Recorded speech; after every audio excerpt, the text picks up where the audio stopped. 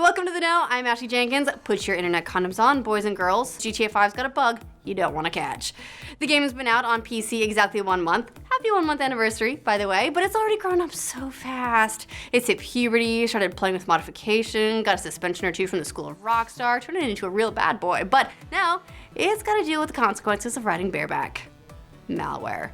Users on the GTA forums have reported that some of the mods available for the game, specifically Angry Planes and NoClip, contain malware like keyloggers that may be recording information like your Steam password and then shuttling it across the internet to, well, someone who wants that kind of stuff.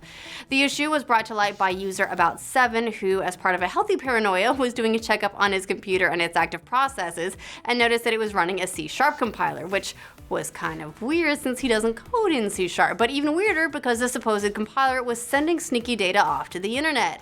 But it wasn't the only addition to his system either. Another executable called fade.exe had been added to a hidden temp directory that contained session logs, and the computer's registry had been modified to start the executable whenever the computer booted up.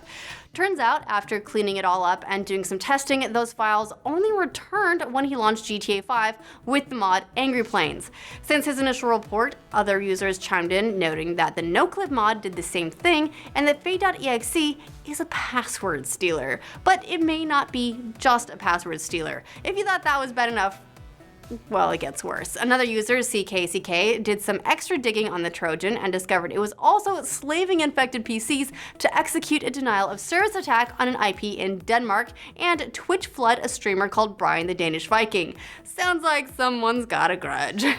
Other modules also enabled Facebook spamming and login theft, same for Twitch, Messenger.com, and Steam, and of course, there was the keylogger. Basically, it not only steals from you, it also turns your computer into an asshole. Only 2 mods have been reported so far, but if you're running mods for GTA 5 at all, be extra careful. Because the script hook and native trainer are workarounds rather than official mod support, it's easier to sneak this kind of malware in.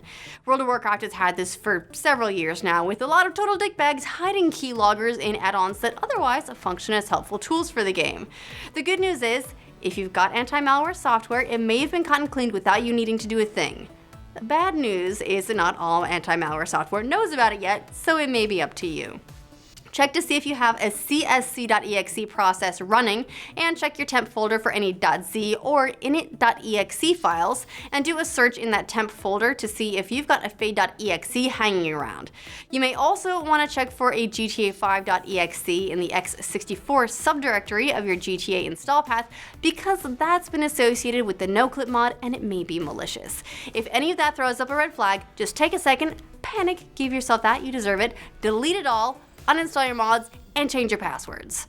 Actually, you know what? If you've used Angry Planes or NoClip at all, change your passwords. Better safe than getting all your stuff stolen. It's inconvenient, but it's worth it. And if you plan on playing much with GTA mods from strangers on the internet, be prepared for more of this and get some anti-malware software. In spite of what your parents taught you, you can't always trust strangers on the internet. Unless they have candy in a totally sick van, then you know they're cool. A handy starter to getting rid of any malware you might have is to run rkill.com, download an updated version of Malwarebytes anti-malware, and do a scan for rootkits and threats using that. Follow up with ADW cleaner and junkware removal, and finish up with rogue killer. That's probably the closest you can get to pouring bleach on your whole system. I'll leave a link to a handy guide on doing all of that from Redditor CuddlyChops06, who sounds not only nice but also delicious. I'll leave it in the comments. Does the risk of malware turn you off mods completely, or are you prepared to wade into the whole mess just for the fun? Let us know in the comments, and if you want more news about viruses masquerading as a talk about the birds and the bees, make sure you subscribe to The Know.